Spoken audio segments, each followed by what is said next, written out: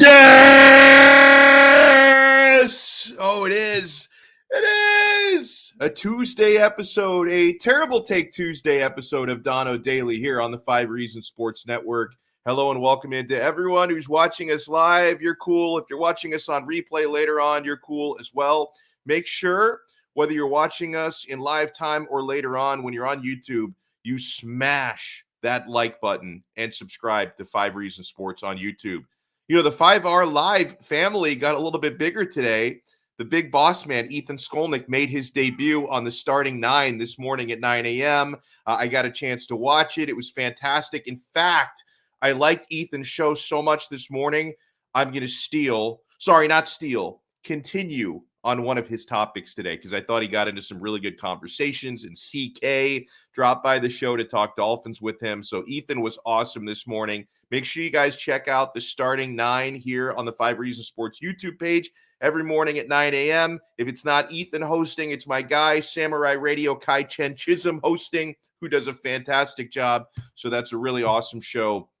And we are expanding the lineup here on 5R Live. Before we get into what we have coming on today, let me remind you guys about our awesome sponsors here on Donno Daily. BetUS.com. BetUS is the official sports book of the show. Life is back on, and BetUS has your NBA, NHL, UFC, PGA, and yes, NFL betting lines as the season is coming up, guys. It'll be their 27th year of NFL football, and you can live bet on all of it. Log on to betus.com or call 800-792-3887. And if you use our code when you sign up, it's 5RSN125. When you use our code 5RSN125 when you make your deposit, you get a 125% sign up bonus, or 200% if you use crypto. So if you use a credit card, you deposit $100, they're going to give you $125 of free play money instantly. It is a beautiful thing. You've got customer service pros ready to get your phone, social, and online sports betting kickoff started now. Play with the proven mainstay in the industry, BetUS. You bet, you win, you get paid. BetUS.com. We are also brought to you by the Quarterdeck Seafood Bar and Neighborhood Grill. Guys, I had lunch at the Quarterdeck yesterday. I had the French dip sandwich with the Italian beef and the au jus dipping sauce and curly fries on the side. It was majestic. The Quarterdeck Seafood Bar and Neighborhood Grill is so amazing. The seafood is always fresh. I love the sushi. I love the oysters and Maine lobster. I love the buffalo shrimp at the Quarterdeck. They have 2-for-1 happy hour all day, every day. The happy hour literally never ends at the Quarterdeck, and you can make it your spot to watch every UFC pay-per-view fight with zero cover charge. You pay nothing at the door to watch a UFC pay-per-view at the Quarterdeck. If you want to peep their menu or find the location nearest to you, visit them on the web at quarterdeckrestaurants.com. The Quarterdeck, come for the food, stay for the fun. So we have a stacked show today. At about 12:15, we're going to be joined by the Doogie Howser, MD of the 5 Reasons Sports Network. I love this dude, and he is so active and so intelligent breaking down Miami Heat basketball. Brady Hawk is going to join us at 12:15 today. At 12:40, we're going to talk some Dolphins and some Canes with Jakari Givens from the 5 Reasons Sports Network and the Sixth Ring. I want to throw out a birthday shout-out to De'Aaron King. So happy birthday to the King, who is going to beat Alabama, I hope and pray, on September 4th. So we have plenty to get to today, including the potential reinstatement of Avante Williams. But I wanted to start off the show today. I mentioned I was inspired watching Ethan Skolnick this morning on Starting 9, and he brought up a topic that's near and dear to my heart on why so much hate and why so many negative narratives surrounding the Miami Dolphins starting quarterback, Tua Tagovailoa. And, you know, we throw out all of the possible reasons, the things that make Tua different from a lot of other quarterbacks. Are these the things people hate on him for? Is it because he's a devout Christian? Is it because he's Hawaiian? Is it because he went to Alabama? I thought CK made some excellent points when he went on with Ethan today as to why, when you're watching these shows, the national media, the Mike Greenbergs and the Colin Cowherds and the Max Kellermans of the world, why do these guys hold Tua to such a ridiculous standard? Why do they accuse him of being a bust only heading into his second year in the National Football League when he did have a 6-3 record as a starter last year? What is it about Tua that inspires all of these manufactured sounding negative narratives? And to me, I agree with a lot of what CK said. And I've talked about this before over the last several months or so. I think the primary reason why Tua gets so much hate, okay, it has a lot to do with how hyped he was coming out of college. And it's not just because he went to Bama and won national titles. He was so hyped coming out of college. For like 3 years, we had him earmarked as a number 1 overall pick.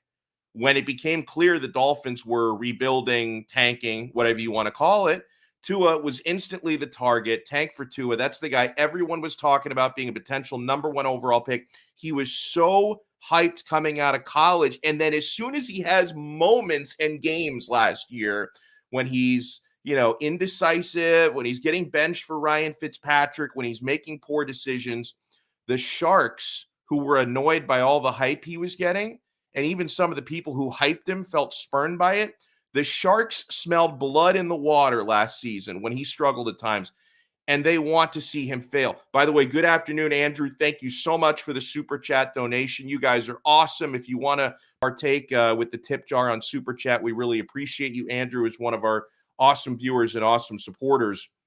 So, the thing about Tua is so hyped, right? People like to watch him fail. I mean, we saw a name that CK threw out there this morning, being how much, people enjoyed hating on Ryan Leaf.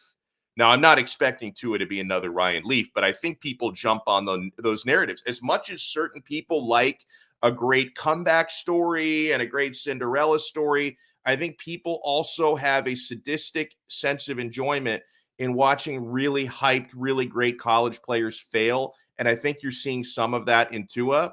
But guys, there are 2 reasons, and I know I should be giving you 5 reasons on 5 Reasons Sports, but I only have 2 reasons why I think the anti-Tua narratives are going to get really quiet this season.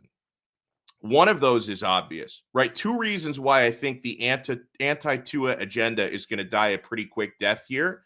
One of those is what Mr. Tagovailoa actually can control, and that's his play on the field and his success on the field.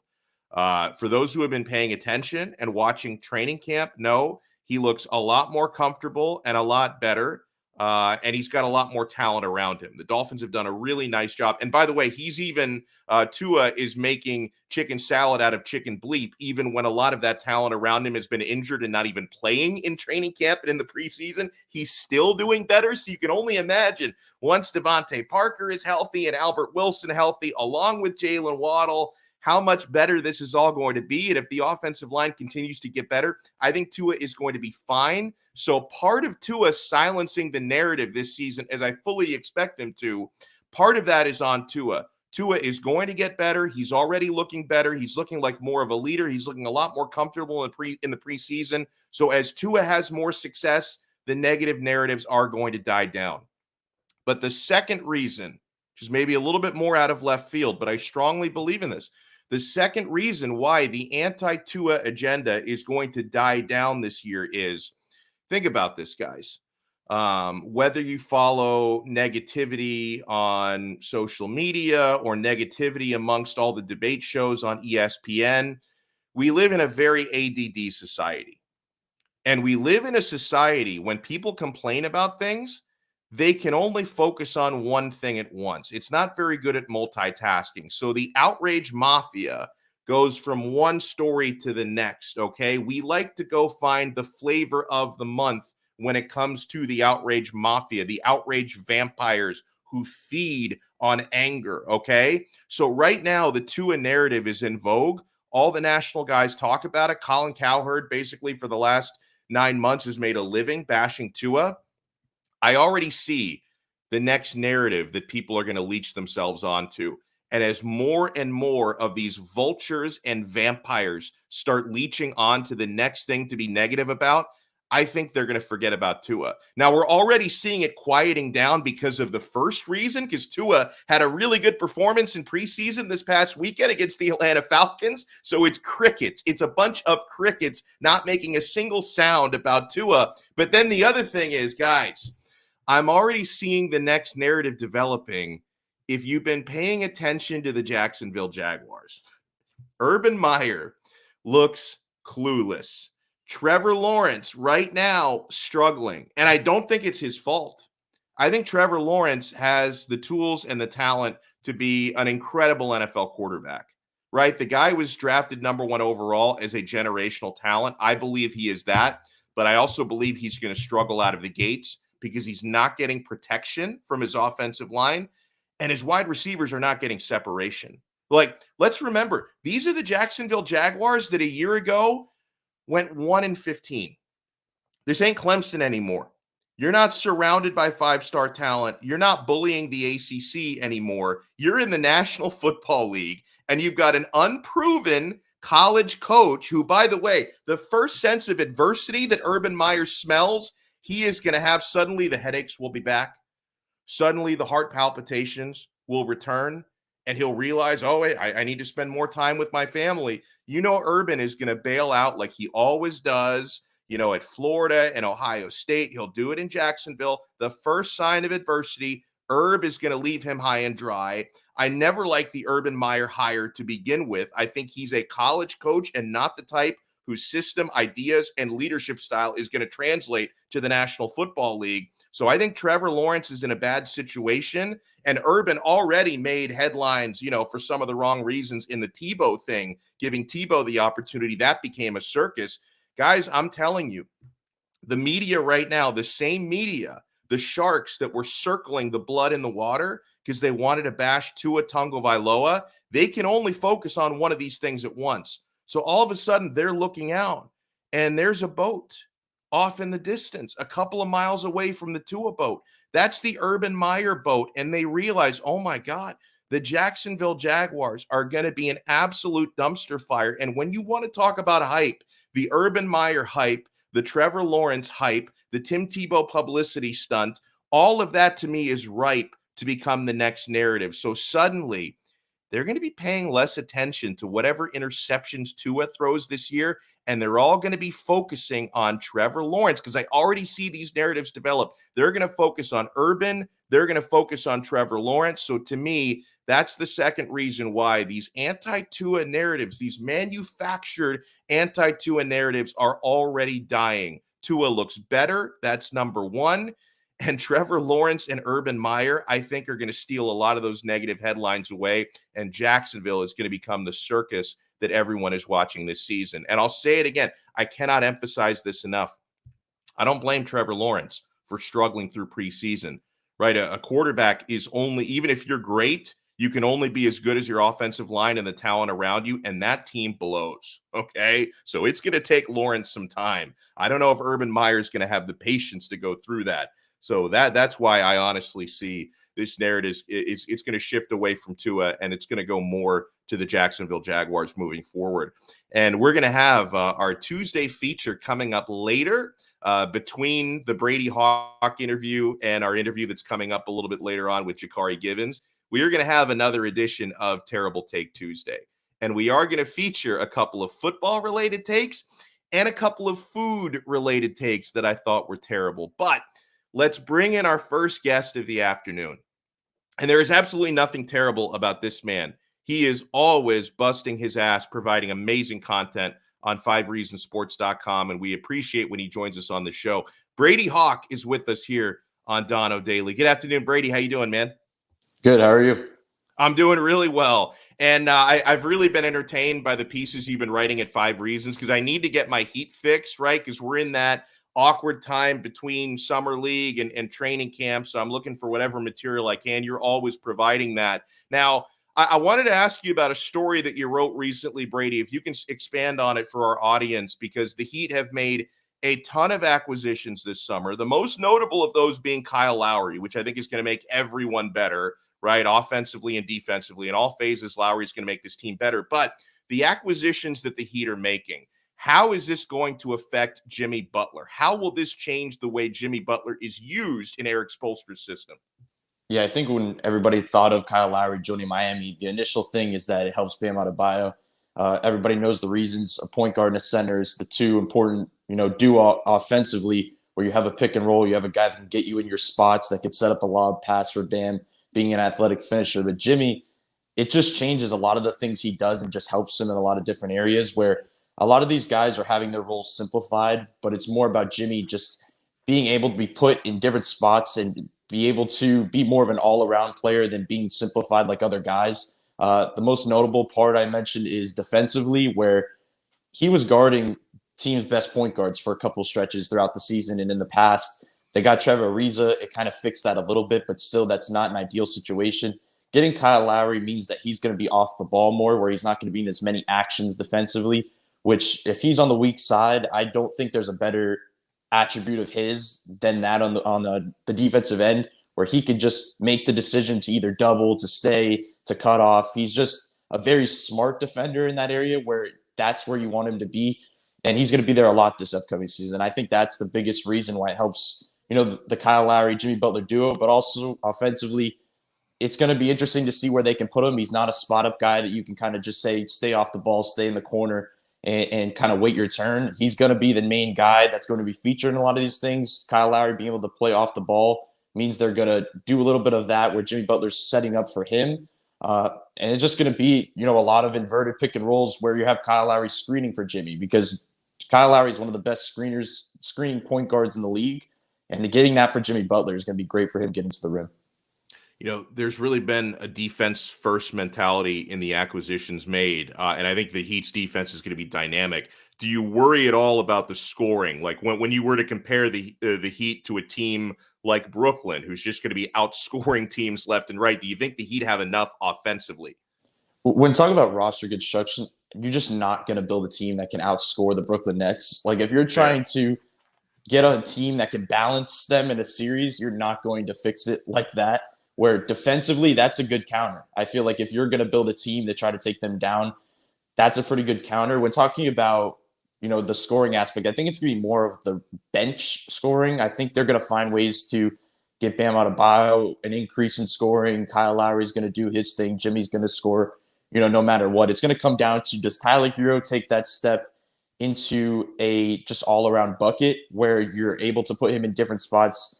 Is he hitting the spot up three? Is he able to create on his own without a screen and be able to score?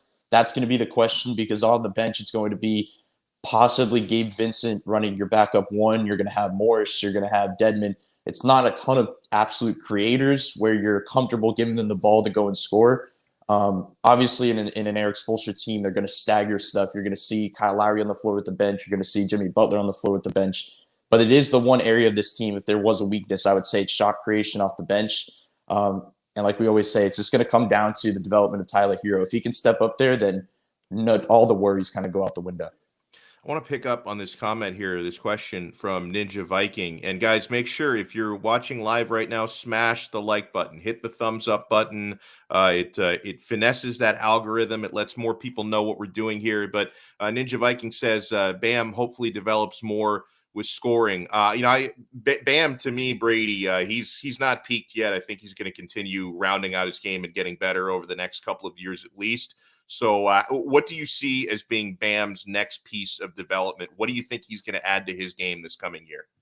Yeah, I think one thing I think he should add to his game, I think a lot of people want the three because that just maximizes everything. If you can find a way to get him a three ball, it's not as much corner threes because I don't think that really, helps spacing at all. It's more about above the break threes where you can have a guy be able to pop out and really just bend the defense. But I think what it's going to be is probably post play. If you can find a way to get Bam comfortable in the post with his back to the basket, it changes a lot of things. If you look back to last year, if he put his back to the basket, you knew he was going to pass. He's a dynamic passer in the post where he's able to play make over the top of guys. That can be used as a weapon if he's able to score from there as well. If he kind of turned and faced up, you knew he was going to try to attack and score because he's quick off the dribble. He's not going to overpower centers. He's not that type of big. He's not stronger than all these other bigs that he's going to go up against. But if he can find ways to mix things in where he could get into the post and turn into, a step back and fire away a jumper, that maximizes things. He's going to carry a lot of things over, but it's just trying to find a ways to expand the minor things in his game. And I don't see a way that he's not in the, in a good amount of 20 points per game next season. We talked a lot over the last few weeks about summer league performers. Or were you surprised and disappointed, maybe both, about losing Giroux to the Indiana Pacers? Was that a little bit out of left field, or were you expecting he was going to get sniped? No, I was expecting he was going to get the other two-way. So that Yeah. did come as a bit of a surprise. But honestly, I wouldn't say it's the worst thing in the world. Like, obviously, he was a very talented player. He did a lot of things well. But much like, Marcus Garrett has something that what he is. He's a defensive guy. They've always kind of liked guys that have that premier strength where you could pick out when you see him play, you go, oh, that's his best ability.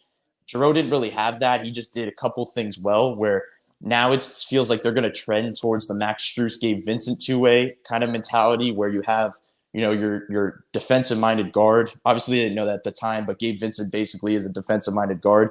And I think they're going to go the route of an RJ Nembhard type where he's just a pure scorer, hoping he can develop and plug in and just try to score the basketball and put the ball in the basket.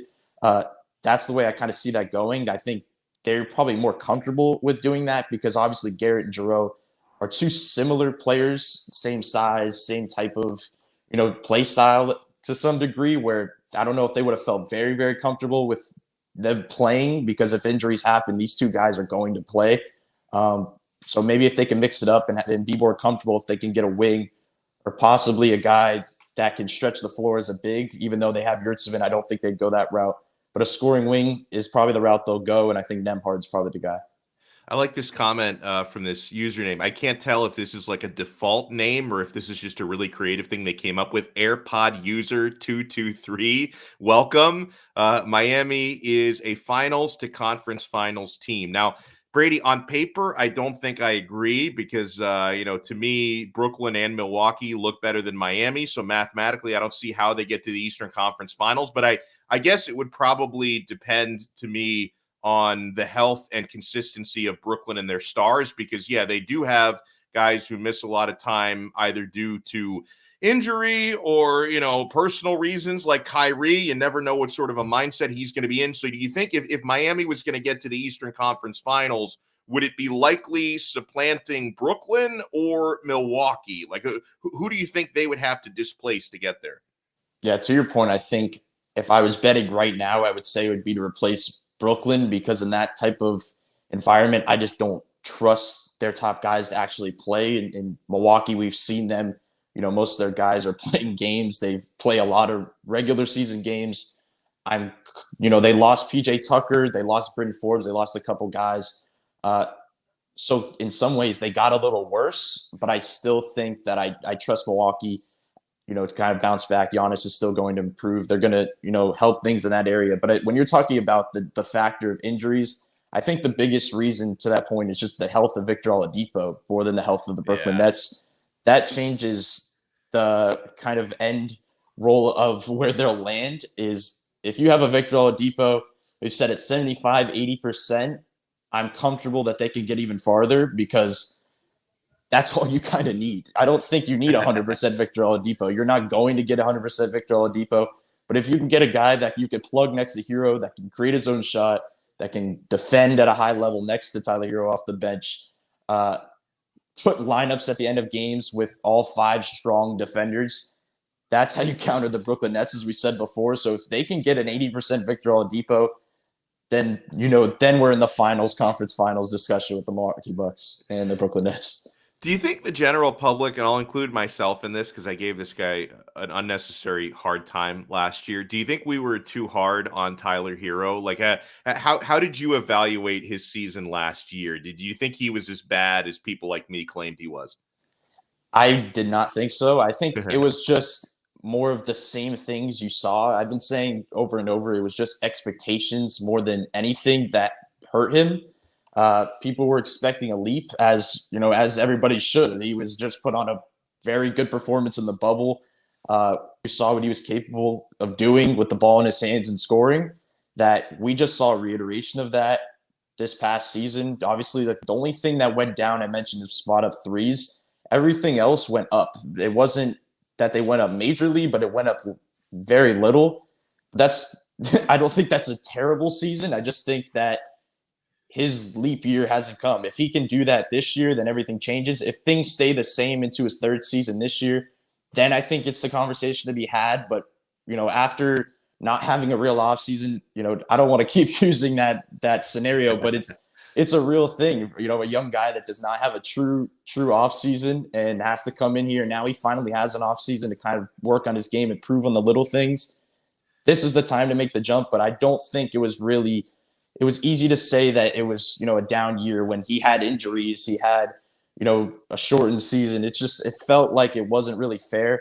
But now he has a role that he's going to play this entire season. I don't think they're going to move him around like they did last year, plug him in the starting lineup, then moving him back down to the bench, playing him on and off the ball. Now it's going to be simplified for him this year, and now it's time to make, the true evaluation.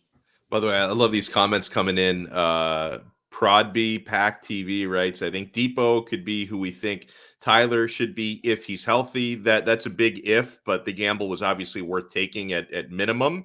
And our guy Ninja Viking, I am totally on board with this agenda. There are two agendas that I am on board with coming out of Summer League. Yes, I am on the Max Strus train, as Ninja Viking is. Don't worry, guys. Max Strus will lead us to victory. I am also, of course, on the train of Turk Nowitzki, Omar Yurtseven. But Brady, on Max Strus, I know you've said before on this show and you've written about it, he's going to be, he can be a rotation guy this coming year. How big of a jump can he make? What are you expecting from Strus to be a little bit more specific on him coming up this year? Yeah, I think we kind of look at him as the guy that can come in for Duncan, can be a spacer, can shoot the ball. But I see ways that they can actually factor in Duncan and Strus. And I think that's where Eric Spoelstra's gem, you always have something in his back pocket where he can use. I wouldn't be surprised in the playoff series if he, if Strus was in the rotation by that time, if he threw in some Strus Duncan lineups, because you can have a guy that has the gravity to pull everything away from the action and then put Strus in the action. It just feels like something Spoelstra would use over and over. But I just feel like he's a spot-up guy that can knock down a contested three. He's not altered by any type of contest. He's just a different type of shooter. He's physical. He's not a super strong defender, but he can guard posts. He's big. And, we've seen a little bit of expansion in his game with off the dribble shooting in Summer League. We see that a lot with guys, and it doesn't really translate over. But some of the stuff he was doing with some of the crossovers into step backs and pump fakes, and that stuff looked legit, where you can see some ways that he can utilize that in a real setting. And, not to go too far back, but just looking back a year ago when he was being plugged into lineups where he had no experience at all, he was doing the same stuff he did in Summer League. Like, this is not a fluke that it's just against this type of competition. He was doing this with no experience against real competition, where if he gets, a real role and is able to play over a long span of games, I can definitely see a way that he can be really effective offensively. I love it. Our Tuesday chats here with Brady Hawk never disappoint. Brady, thank you so much for taking the time. Before you run, let people know if you have anything in the works for this week, because you always do a great job publishing good stories, 5reasonsports.com. You working on anything this week? Yeah, today is a Bam Adebayo. Kind of looking forward into this next season to see how it'll be used. I've gone through every player, and Bam's the last one, so that'll be out today. Oh, that's awesome. Well, make sure you guys follow Brady at Brady Hawk 305, and make sure you check out his work at the 5 Reasons Sports Network. Brady, thank you so much, man. Enjoy the rest of your day. Appreciate it. Thanks for having me on. Really good stuff. Hey, guys, before we transition into Terrible Take Tuesday, and in about 11 minutes, we're going to talk with King Jock, Jakari Givens from the Sixth Ring. We're going to talk Canes and Dolphins with Jakari. He's very well-rounded on the football front. I want to talk about Underdog Fantasy, the newest member of the Donno Daily and 5reasonsports.com family. Now, people ask me, I've been getting these questions over the last couple of weeks, like, hey, are you going to do a show league? Like, are you going to do a fantasy league where viewers and listeners can get involved? Yes, we're going to do it on Underdog Fantasy, and I'll explain how this works. But for anyone who wants to get involved in a show league, do me a favor. My DMs are open on Twitter. I probably follow a lot of you guys anyway, because I try and follow back viewers. But find me on Twitter at Alex Donno. Send me a DM. Say, hey, you want to do Underdog Fantasy with us, and we're gonna try to plug in as many as possible. And of course, I want Manny Chang and Sean Stanley to be a part of this as well. Underdog Fantasy, guys, it is the best and easiest place to play fantasy football for big cash prizes. On Underdog Fantasy, you just draft. No need to worry about waivers, lineups, or injuries. Underdog handles all of that for you. Go to underdogfantasy.com or download the app. I love how they have a very convenient, easy-to-use app. Draft a season-long best ball team, and that's it. No in-season management. They're going to give you $25 when you sign up, so you can take a free shot at $1 million. It's a $1 million grand prize in their fantasy football tournament. That's right. You can get a free $25 in bonus cash on Underdog Fantasy if you use the code 5RSN. Our code is 5RSN when you make your first deposit. I love Underdog because it's so easy to use. The mobile app is slick. The website is user-friendly. So do what I've been doing. Go to underdogfantasy.com, join a league, draft a team, and that's it. You're good for the season. Remember, go to underdogfantasy.com in the App Store or the Google Play Store. Sign up with the code 5RSN and get a free $25 million. No, sorry, $25 million. Let me make a confession to you guys. I've only had one espresso shot this morning. So when I throw things out there, get a free $25 million. You'll get a free $25. That's also good. It's not $25 million good, but a free $25 is also good. So check them out, download their app, or go to underdogfantasy.com. Oh, my God. So, again, I want to wish a happy birthday to De'Ara King. I was just reading this morning, Andrea Adelson of ESPN.com wrote an awesome piece about his rehab process. King, to me, I wish every football player had this sort of an attitude. If every player on the Miami Hurricanes were as mentally tough as De'Ara King, we'd be unbeaten and we'd be beating Alabama by 2 touchdowns. If we had 22 De'Ara Kings on the team, we do not, unfortunately, but this guy is crazy. So after he left the hospital, this is from the Adelson piece, following his surgery in early January, King went straight to rehab. Soon after, he fired off a text to Rhett Lashley that read, quote, "I'm going to come back faster than anyone else ever has." And then he wrote, when I tore it that night, he said, I knew I was going to play the first game. There was no doubt in my mind I was going to come back, King said. And then Adelson wrote this detailed piece on just what a tough mother bleeper De'Ara King is. This guy was doubling up his rehab sessions. Normal people like you and me, like if I were to tear my ACL and they say like a 9 to 12 month recovery, I'm recovered in like 16 months. But a guy like De'Ara King with his work ethic and his commitment to the rehab process, like he's better in a jiffy. And he took it so seriously. And so, yeah, he's going to play against Alabama. He's been good for like the last couple of months. He's been moving around fine. So if you want to know more about De'Ara King's rehab process, I recommend you reading that piece because it was really good and really, really well done. All right, my friends. Let's get into my favorite segment every week here on Donno Daily. Another episode of Terrible Take Tuesday brought to you by You Break Wheel Fix in Aventura. Mark and his repair and refinishing techs have over 20 years of experience. They're dedicated to providing high-quality repairs for cracked, bent, or damaged rims and wheels. They get the job done quickly, and they get it done right with a quality guarantee. And they've got, by the way, 5 stars on Google and Yelp. So if you don't want to take my word for it, take the word of their awesome customers for the great stuff they do. And it's not only about getting your wheels repaired, you can get your wheels tricked out. Bros, follow You Break Wheel Fix on Instagram. You see the work they do pimping out these wheels. Whether you just want your wheels to look great and match the color of your vehicle, or if you want to rep your local sports teams, because Mark and the guys, they love Miami sports. So if you want to get your wheels in Dolphins colors, Canes colors, the Inter Miami pink and black looks badass.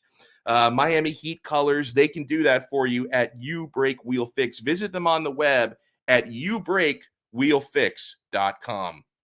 So getting into some terrible takes here. The first of these. Now, I'm going to call this a very premature take, right? I mean, as angry as I get about the knee jerks on Tua and the Dolphins, and guys, this is more evidence to what I was saying opening up the show. Look at this tweet from Dan Orlovsky, who was watching the Jaguars against the Saints last night. He tweets, legit, just so you know he's serious, legit, Urban Meyer should already be thinking of a new offensive coordinator. This ish is archaic.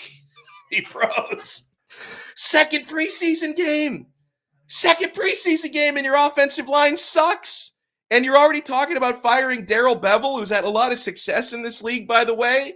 Like, guys, again, I mentioned in the opening of the show, and I strongly believe it, the anti-Tua hate is going to quiet down a lot because people like Dan Orlovsky, they can only focus on one thing at a time. So they're going to jump off the anti-Tua bandwagon, and they're going to start complaining about the Jaguars. The Jaguars will become the Miami Dolphins of last year when it comes to steaming poo hot takes like that from Dan Orlovsky. And he said that, by the way, during the first quarter of the second preseason game, that Urban Meyer should already be thinking of a new offensive coordinator. I mean, it makes my brain hurt, these terrible takes. And Orlovsky is a hot take merchant. I mean, wasn't this guy already calling Tua a bust after the Rams game last year, his first start when he actually won the game? Like, oh my God, it's just a never-ending source of material, these people. Going away from the world of sports for a second, I saw over the weekend that OnlyFans.com, which is a service people use to watch pornography. Like it allows porn models to make their content directly for their fans, and they make a ton of money doing it. I don't know of anything on OnlyFans, and of course, I know nothing about this website. I've been told, right, by close friends, I've been told about OnlyFans.com. Got to get that disclaimer out there. But it's an entire site full of porn. And for some reason, OnlyFans, effective in October, they're banning adult content. So you're telling me a website you go to 99.9% for porn is banning porn. And so I love this tweet from Miguel. Now, Miguel's tweet is not the terrible take. The terrible take is OnlyFans.com banning pornography. OnlyFans after banning adult content. Nothing on the shelves. There's nothing there. I mean, seriously, like, do you know a single person who frequents OnlyFans who's going there not for porn? I mean, how do they expect to survive? And supposedly they're getting rid of porn to try and improve the long-time longevity. I guess that's a little redundant, long-time longevity. They're trying to improve the longevity of their brand. And for some reason, they think getting rid of what everyone is there to see is going to help that. That is a terrible, terrible take. Let me bring up a tweet from our good pal, Alfredo Arteaga.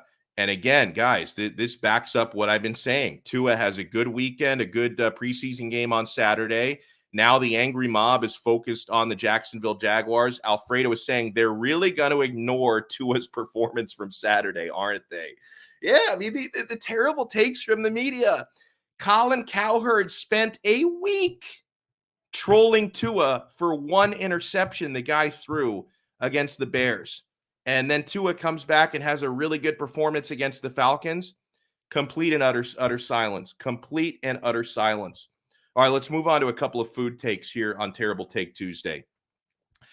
This dude, I follow him on Twitter. He's a South Florida sports fan. Seems like a really nice guy, but this food take is awful. There goes my hero tweets out, salt and vinegar chips should be illegal. And he wrote another tweet last week about how terrible salt and vinegar chips are. That's an awful take. I love salt and vinegar chips. Salt and vinegar chips, I don't know if they're my number one, but they're in that conversation, man. I will take salt and vinegar chips over sour cream and onion. I'll take them over barbecue. I'll take them over Lay's Original. There's just something about the tart bite that you get from the vinegar. And I love salt. And I mean, salty chips, whatever kind of chips you're eating, there should be salty. I think salt and vinegar chips are dynamite. I think that's an awful take. Salt and vinegar chips should be illegal. I mean, shouldn't there be other things we focus on banning before salt and vinegar chips? Final terrible take comes from a supposed scientific study that the New York Post published this week. Eating one hot dog, they say, eating one hot dog takes 35 minutes off of your life, a study suggests. Guys, if that were true, Joey Chestnut would have been dead years ago. Sean Stanley would have been dead at like 14 if eating one hot dog takes 35 minutes off your life. I should have keeled over like 18 4th of Julys ago if eating one hot dog takes 35 minutes. Like, well, what is this nonsense? If I owned a hot dog company, like if I was Nathan of Nathan's, I would be suing these crackpots right now for publishing something like that. One hot dog takes 35 minutes off of your life. It's probably not true. But if it is true, it's worth it. As long as you're not putting ketchup on that dog. If you're putting ketchup on the dog, you deserve to have 35 minutes taken off of your life. But if you're putting some good brown mustard on there, some spicy mustard, some Dijon, live long, my friends. Live long and prosper. That's another episode of Terrible Take Tuesday. All right, we are ready to bring in our next guest. And I have a lot to get to with Jakari Givens, who does an amazing job talking football on the 5 Reasons Sports Network, whether he's talking Dolphins or Canes. Jakari, you're looking good this afternoon, my man. How are you? I'm doing great, man. I'm happy to be back. I had to take a little vacation, right before the season. Now I got to hit the ground running. Dolphins, Canes. I'm full throttle all season now, man. Let me start on a little Canes with you because we got some news. I think over the weekend this started coming out that the charges against Avante Williams have been dropped. He was kicked off the team recently, and I believe kicked out of the university as well.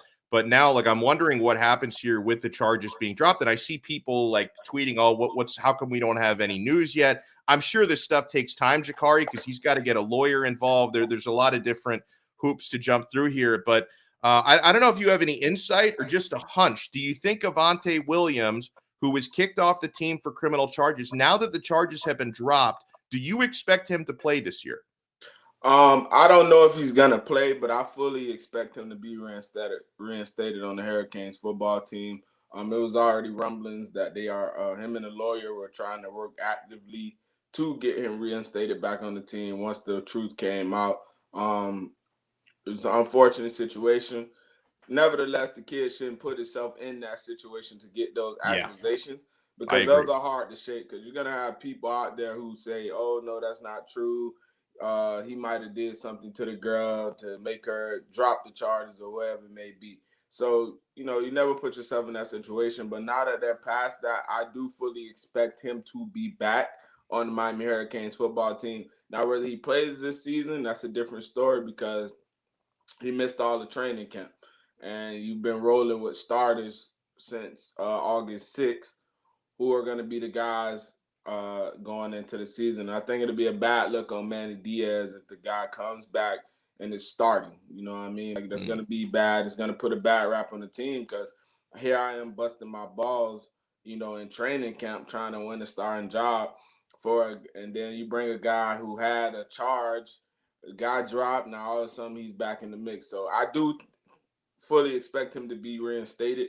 If he's not reinstated at Miami, the kid is talented. He's going to get some Division I offers with those charges dropped. So whether it's in Miami or somewhere else, he's going to be on the football team. So we talked a little bit earlier about it's De'Ara King's birthday today. Yesterday, Andrea Adelson from ESPN wrote a really awesome piece just detailing his road back, right? I mean, he tore his knee 8 months ago. He's recovered ahead of schedule. I had little doubt he would because he's not the average Joe rehabbing a knee injury. This is, a class athlete with much stronger mental commitment than I think I would have in his situation. So him being back ahead of schedule does not surprise me. But Jakari, as someone who played the game, and I'm guessing during your day, you suffered some injuries, whether it's that sort of an injury. Yeah, I had a meniscus tear. You did. Okay. So let me ask you, because it's one thing for King to be, healthy as far as the doctors are concerned and cleared and all that. But as far as actually being able to find his rhythm and recover fully from the mental aspects of that injury, do you think on September 4th, we're immediately going to see the same old De'Ara King, or is it going to take some time, in your opinion? Well, that just comes back to the mental makeup of the athlete. Because I remember when I had my meniscus tear, I was getting up at 5 a.m. going to the training room, rehabbing every day, rehabbing during the games, just to get back quick, just to get back to myself. Now, when I returned to the practice field, I was not the same. It took me a while to get adjusted to playing with a brace on and moving around. So will we see him? He will be able to make some plays, right?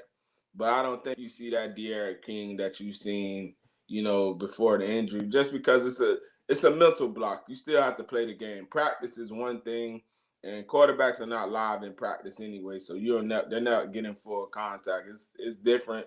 The magnitude of this game is huge for Miami. Just because as Miami fans, you don't want to see Miami get pummeled either. You want to see them put up a competitive fight. We know they're underdogs, but you do want to see a competitive game going into the third and fourth quarter. Alabama pulls away late because it gives you hope. But I don't expect him to be like fully De'Aaron King to about game 4 of the season. Let's switch over to the NFL.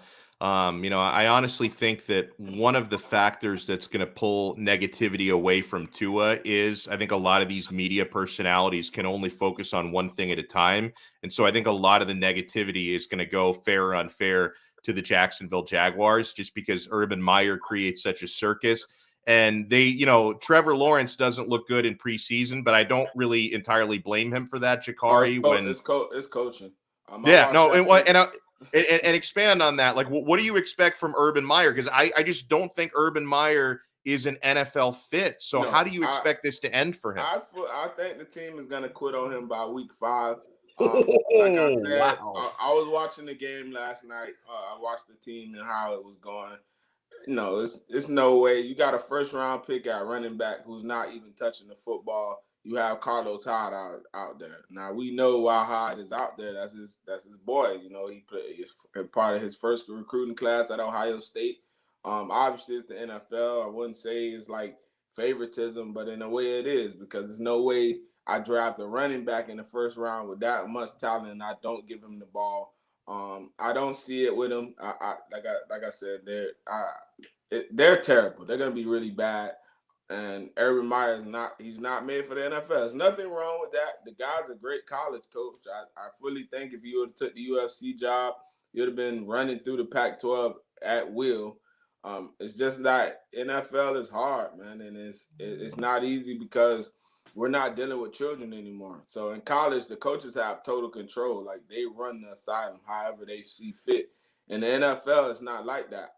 You have a coach, Urban Meyer, who may be getting paid $5 million a year, but you have a player on the team making $20 million a year, and you're not going to tell him what to do. And the aspect of talking to him in a kind of way, trying to control and dictate what he's going to do because he makes more money than you, and they're going to always side with the players. This is a players' league, not a coaches' league, and that's how it works. And every NBA, NFL, college, even college to an extent, it's a coaches' league. They will always side with the players. So if the players say this coach is not for us, they're gonna fire the coach and get a new coach in there. I don't see Urban Meyer lasting. Like I said, by week 5, it is over for him. I think they're gonna give up on him just because he's not. He doesn't have it. His leadership skills is not there for the NFL. College, yes. NFL, it's a different ball game, and it's not easy to coach in the NFL at all. Which one of the rookie quarterbacks have you been most impressed with? Because I hate to do it because he's a Jet, but I got to throw a shout out to Zach Wilson. He's looked really good. Yeah, and I agree with you there. That's the name I was gonna throw out. Zach Wilson he made some throws that I was just like, ain't too many guys can do that. Trevor Lawrence is gonna be a guy. I hope they can protect him. But the Jets, out of all of them who are there, Trey Lance is more set up for success. Struggled a little bit in the second preseason game, but he's more set up for success because he has the 3 P's that I talk about. He has the play call and the protection and the playmakers around him. Zach Wilson, on the other hand, they build the O-line, so we got to see how they protect him. But if they protect that kid and get him, some more weapons on the outside, Elijah Moore hasn't played yet in the preseason. I feel like he's going to be successful. The kid has immense talent. How he throws the football is just, I've been very impressed with him. I just like Trevor Lawrence is just in a bad position. I feel bad for him, but he's in the best position. Trey Lance is in the best position to succeed. Yeah. Because he has what it needs to be around him. That team, the 49ers, is not a 3-13 team healthy. Like we all know that, right? So Yeah. with the, I don't even Trey Lance is not part of the discussion. Zach Wilson is has been the most impressive. I've been so impressed with him. I hope that the Jets don't, fold him up like they did Sam Darnold. They put the kid in a bad position not to succeed. But if they protect the kid and get him some playmakers, he's gonna be a heck of an NFL quarterback. Want to use this to segue to the Dolphins, a comment that our guy Ray Grullon wrote in. He said, "Howdy, Donno. I say sit Tua on Sunday. That's the final preseason game. I've seen enough, but play the O-line in the first half for sure." Jakari, how would you approach? Because it looks to me like the Dolphins treated the second game like the dress rehearsal. I mean, Tua played the entire half, where it seems like a team like the Falcons, they only played 5 of their 22 listed starters. So I think they're going to approach the third game like their dress rehearsal. So how do the Dolphins approach the third game? Do you sit most guys? So I happen to be at this game, and Tua's done. I've seen enough. The kid is QB1. He looks fantastic. He's been very good this preseason, getting through his reads. I know people are going to talk about the interception he threw against Chicago, but I don't care about that. The guy he looked very good on Saturday when I was at the game. How he was maneuvering in the pocket, hitting his guys in stride. He has elite anticipation and accuracy.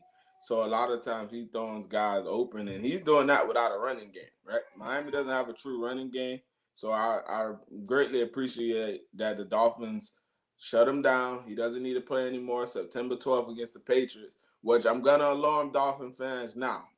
So the Patriots defense is going to be very good this year. They have their guys back. So Right. I wouldn't be alarmed after game 1 if he doesn't have a good game, because they're playing on by themselves basically, because we don't have a true running game, right? So if the Dolphins do beat the Patriots, it's gonna be because Tua threw for like 400 yards, like he had an immense game. But if the Dolphins offensive line protect him, how they did, they didn't play bad, they didn't play great, but they had their moments. If they protect him, he's gonna throw for 30 touchdowns, easy. Easy. Now, we could probably agree that Buffalo wins the division, but who comes in second place in the AFC East? Oh, the Dolphins without him. Okay, good. I just wanted to make sure, because a lot of people are picking the Patriots. I actually think that the Dolphins may win the division. I like that. Yeah, I think the Dolphins may win the division, because you know how it always goes. Teams take steps back. Buffalo's in a flux anyway, because their locker room is probably divided on this whole vaccination thing. We don't know. We don't know how they're gonna react. They don't really have a true pass rush. Gregory Rousseau, who I got to give credit to, has gotten better. He worked this offseason by himself. He learned how to use his long arms to, get off pass rushes. So he got better. So I'm credit to him. If he can become a legit pass rusher, then yes, Buffalo has a chance. But I think Miami's right there. I think Miami, if you want to be quite honest, they have the best defense in the division, in my opinion. Jalen Phillips looked really good rushing the passer. He's always been polished as a pass rusher since high school, so I'm not really shocked by what he does. I just think Phillips has to stay healthy. But I think Miami has the best form-long defense to win the AFC division. They have 2 good corners. Igbenogany has played well this preseason in the games. You got Javon Holland, who's played well. You got Brandon Jones, who's come back. Eric Rowe has looked good. So it's a whole bunch of things. I think Miami's in a good position. I think they're there to be the best defense. It's just how far. To be honest, it's just the whole Dolphins' success is dependent on the running game. We don't need no running game that's first or second in the league. I'm talking about a marginal running game where we can hand it off. And if the offensive line can protect Tua, if they do that, I think the Dolphins can win the division. And I think we'll find ourselves in that AFC championship picture as well. Man, I love that. Make sure you guys follow Jakari. His football breakdowns are awesome. King Jock 24 on Twitter. And of course, check him out on the Sixth Ring. When are we going to see you next, Jakari? You guys have an episode planned this week? Anything you're working on? So I'm gonna be back on Thursday with my guys on wrestling. Nice. Yeah. So then tomorrow I'm gonna be on the sports break tomorrow as well with Dave Eversol. I have a busy week this week. It's gonna be like this is football season, so I'm excited. Canes game next week, and then we got the Dolphins the week after September 12th. So I'm very excited for the upcoming weeks, man. And most likely, hopefully, Miami can pull it out, but we'll see how it goes. We shall. Jakari, thank you so much, man. Enjoy the rest of your week coming up.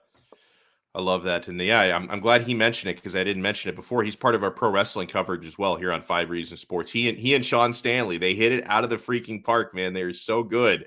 Oh, how about that Sam Eguavon, defensive MVP? I love it. I bring – I'm not even a pro wrestling fan, but I bring up pro wrestling, and I get Manny shaking his head all angrily. I mean, I don't know, man. It was a big week for pro wrestling. CM Punk is back, SummerSlam. I didn't watch a second of any of it. But I know it was a big week of pro. Sean Stanley shaking his head. It was one of the greatest weekends of pro wrestling history. I've been told. Punk comes back. Saturday, Becky Lynch came back. Brock Lesnar debuted. What? By the way, what was up with Brock Lesnar's man bun? I saw the photos of Lesnar. He looks ridiculous with that haircut. Yeah, he needs to get rid of that thing. I don't know, man. He grew some hair out, and he was like, hey, let me stick a rubber band in it. That's all he thought. He's up in like South Dakota somewhere. I mean, nobody's going to tell him, hey, that doesn't look good. I mean, you can't be a man of his size and have a man bun. Like Lesnar, since he was 3, he's had a crew cut. And like that fits like his persona. Manny, do you have anything to add to the pro wrestling conversation? What are we talking about? Oh my. I love it. He cuts himself off. Should we dedicate some time to the Eagles or something? I mean, what else are we going to talk about? I feel like I talked a little bit of Eagles after they got spanked by the Patriots 35-0. I mentioned them at least, so I feel like we've met our Eagles quota for the week. We hadn't met our pro wrestling quota for the week, so I wanted to. Now we have apparently. Now we have. By the way, at points during the Jakari interview, when he was talking, I had to mute my mic because I hear my 3-year-old, who my parents are watching him right now, screaming, and I don't know why Luca would have anything to be upset about. We went 2-0 betting along with Donno yesterday. I made 2 picks yesterday, courtesy of betus.com. It's a feature we've added to every show. I give you guys a couple of my bets. These are actual wagers I place every day, just so you can bet along with me and have fun. Like, this is not financial advice, although we did go 2-0 yesterday. So if you bet my picks yesterday, you're doing pretty well for yourself. But if you guys want to have fun and bet along with me every day, we went 2-0 yesterday, a couple of international soccer picks. In La Liga, we had Sevilla by half a goal against Getafe, and they got it done in the 93rd minute. Nothing feels better than a cover in stoppage time. Sevilla gets the 93rd minute game winner to win 1-0. Cha-ching.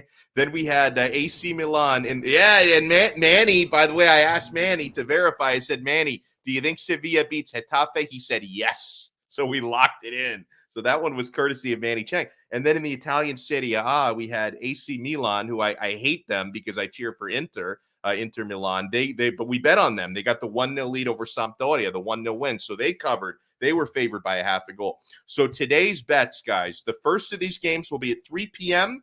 So you got a couple hours to sign up at betus.com with our code 5RSN125 for 125% sign-up bonus. First game at 3 p.m., second game at 7:10.